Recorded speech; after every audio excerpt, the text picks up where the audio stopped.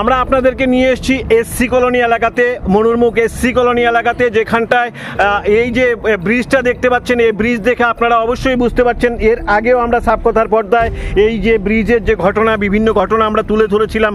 আজকের দিনেও একটা দুর্ঘটনা ঘটেছে, তবুও আমরা এখানটায় আপনাদেরকে নিয়ে আসার পর আপনাদের অবশ্যই মাথায় আসবে যে এই যে জায়গাটা দেখতে পাচ্ছেন, এই যে ব্রিজটা দেখতে পাচ্ছেন, এই ব্রিজের নিয়ে প্রচুর কাহিনী রয়েছে। এখানটায় এই ব্রিজে এসে অনেকের প্রাণহানি হয়েছে। একজন ভদ্রমহিলা অফিস থেকে আসার সময় কাটা পড়েছিল।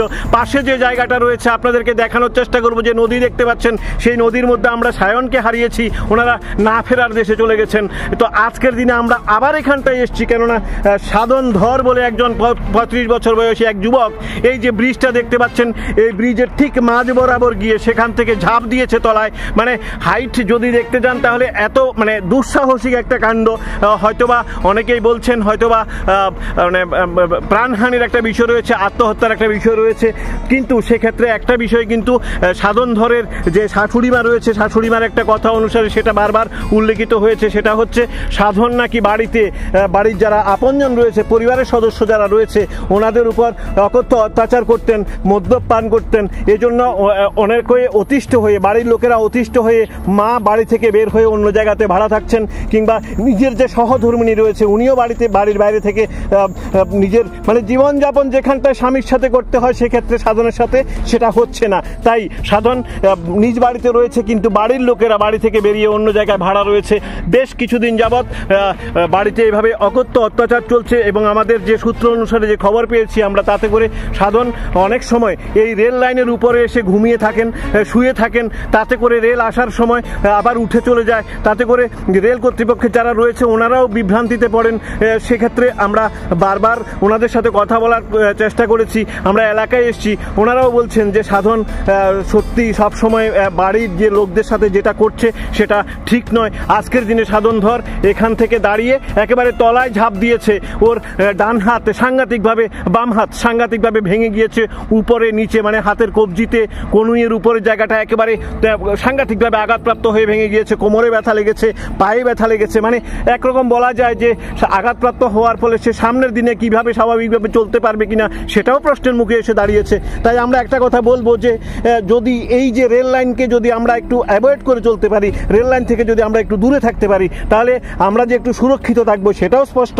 আর সাধন ধরের মতো যদি একজন যুবক সব কিছু জেনে শুনে, ওনারা বলছেন যে খাওয়া দাওয়া সব কিছু ঠিক আছে, বিকৃত মস্তিষ্ক নয়, কিন্তু সেক্ষেত্রেও সাধন যেভাবে আমাদের সাথে দুর্ব্যবহার করে সেক্ষেত্রে আমরা কিন্তু মানে আর একটা বিষয় এখানটা উল্লেখ করব, সেটা হচ্ছে সাধনের মাকে খবর দেওয়া হয়েছে।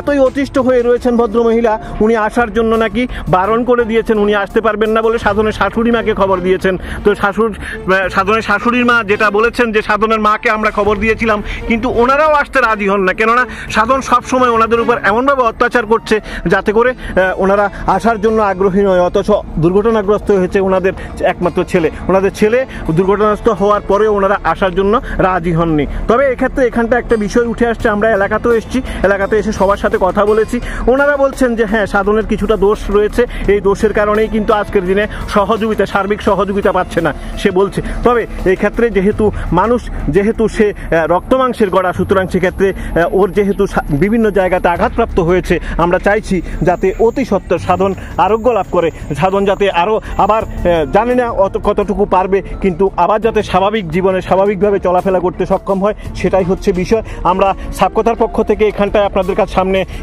এসেছি এই কারণে, এই জায়গাটাকে বারবার কেন বেছে নেওয়া হচ্ছে, এই জায়গা থেকে কেন দুর্ঘটনাগুলো উঠে আসছে, এই জায়গাটাতে কেন মানে অনেকের জীবন চলে যাচ্ছে, এই জায়গাটাতেই কেন নদীতে প্রাণ চলে যাচ্ছে, এটা একটা বিষয় রয়েছে। সুতরাং এই জায়গা নিয়ে যদি প্রশাসন একটু সেফটি সিকিউরিটির বিষয়টা যদি একটু দেখেন, এই জায়গাতে যদি একটু নজরদারি রাখেন, তাহলে সেক্ষেত্রে বোধহয় অনেকটাই আমরা নিশ্চিন্তে থাকতে পারবো।